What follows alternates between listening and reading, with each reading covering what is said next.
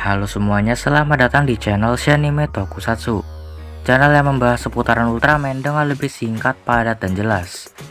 Di video kali ini, admin bakalan sedikit membahas sekaligus berteori singkat tentang UGF TDC yang baru-baru aja muncul trailernya di YouTube-nya Mbak Suburaya. Jadi di sini admin ada segmen baru, yaitu Tesia atau teori Shanime. So ya, jadi teman lama-lama langsung aja ke pembahasannya cuy, let's go.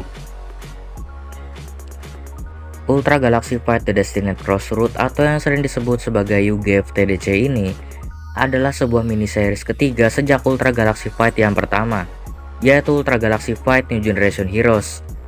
Nah, UGF kali ini akan lebih berfokus pada pertarungan sengit antara dua ras yang sangat kuat, yaitu para Absolutian dan para Ultraman. Nah, jadi setelah melihat trailernya kemarin, admin dapat berteori. Nah, teori yang pertama, waktu Tartarus mengajak Belial dan Trigger Elistyle ke sebuah tempat yang penuh dengan warna emas. Dan di situ juga mereka sedang melihat sebuah tower yang menjulang tinggi ke atas. Nah, di sini admin berteori kalau tempat yang mereka kunjungi adalah tempat asal atau kerajaan dari ras Absolutian berada. Karena dari warnanya ini benar-benar ciri khas dari ras Absolutian, yaitu berwarna emas. Dan admin juga berteori bahwa tower yang sedang mereka lihat memiliki peranan penting dalam UGF kali ini. Kenapa admin bisa bilang begitu?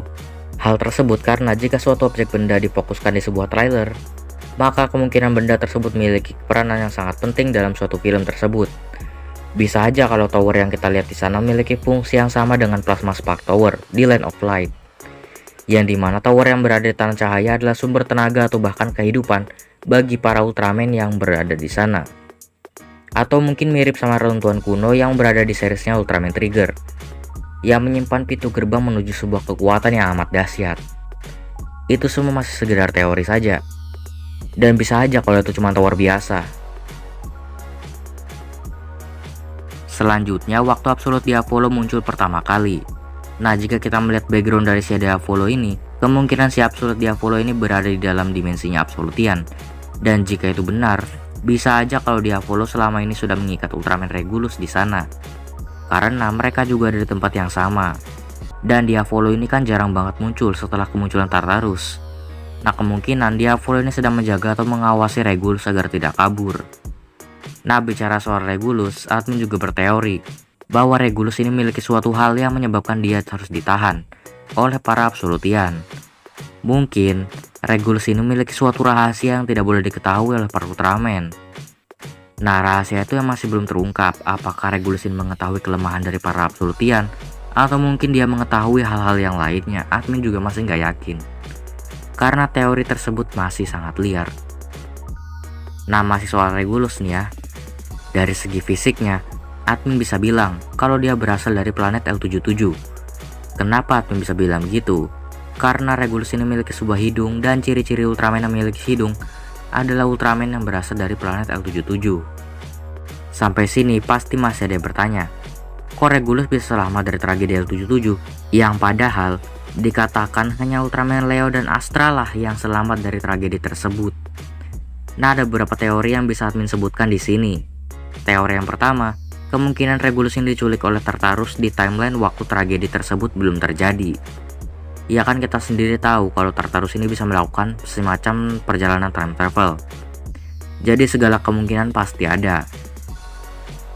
Atau mungkin Regulus ini juga termasuk yang selamat dalam tragedi itu, namun gak ada siapapun yang tahu. Atau mungkin yang ketiga, kemungkinan para Ultraman dari L77 ini sebenarnya sudah tahu tentang Absolutian ini sebelum tragedi itu terjadi, dan mereka memerintahkan Regulus untuk menyelidiki tentang ini. Dan saat Regulus ini berhasil mendapatkan informasi dari para Absolutian, dia pun ketahuan dan disekap oleh mereka.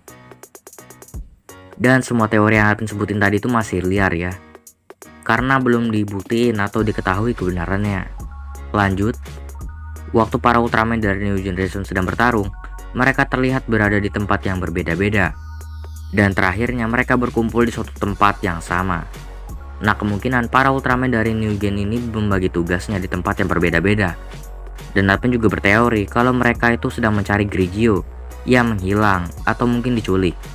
Karena jika kita perhatikan lagi, di saat para Ultraman ini menggunakan final formnya, kecuali Ultraman RNB, ia menggunakan form Ultraman Roop, dan kenapa bukan grup gitu? Ya masih dipertanyakan hingga saat ini.